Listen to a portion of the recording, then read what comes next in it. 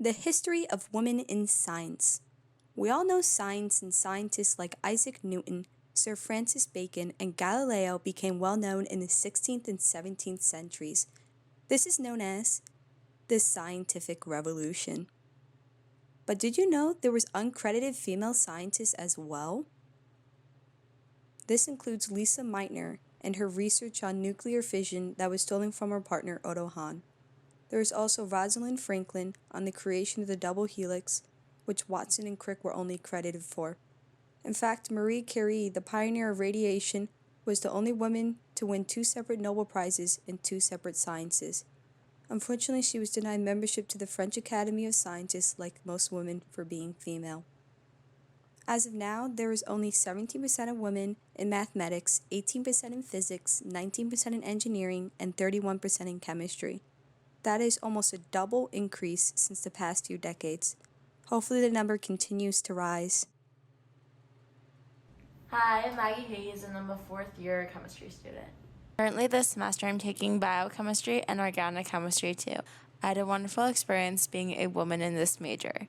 I was worried I would be the only female student in my class, but there is surprisingly an even amount of us. My relationships with my classmates are as good. We all help each other out, especially during labs. My relationship with my professors is also really good. All the professors treat us equally.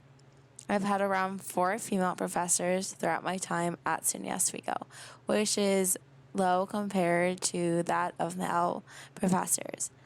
But they all have been equally amazing. One of my female professors was very empowering and made me love chemistry because I realized how powerful and intense it is. So I always had an interest for science, but when I knew chemistry, the path for me is freshman year when I took General Chemistry 1, and I fell in love with it because atoms, particles, and everything that makes chemistry chemistry. When it comes to being on Oswego this long, you tend to know where every class is in this building. Okay, so this is the physical chemistry lab. It's typically taken with physical chemistry, obviously, and it's the physical element of chemistry itself, and you use a lot of things to test the physical element, such as test tubes, beakers, and stuff in that matter. Okay, so this is the chemistry intervention lab. It's mainly using computers for research products and electrochemical elements. Okay, so this is the analytical chemistry teaching lab. It's mainly used with huge test tubes to contract data from solutions, and it is highly about math. This is the inorganic lab used to conduct the experiments based on molecules and chemical equations and stuff.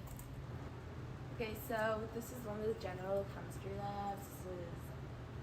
This lab is for chemistry 212, and you do labs such as acid and bases, gas laws, and stuff like that. I plan to work in a lab as an organic chemist straight out of college. My hope is that along the road, I can work my way to becoming a physician's assistant in surgery.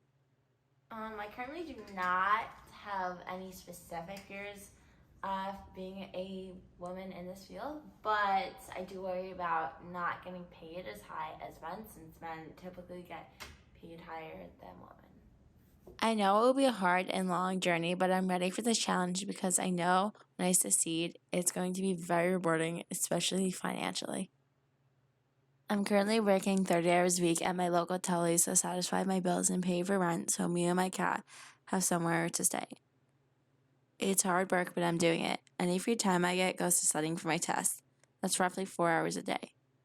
At this point, all I do is sleep, eat, breathe chemistry more than hang out with friends, and I'm okay with that. I know it's going to all pay off eventually.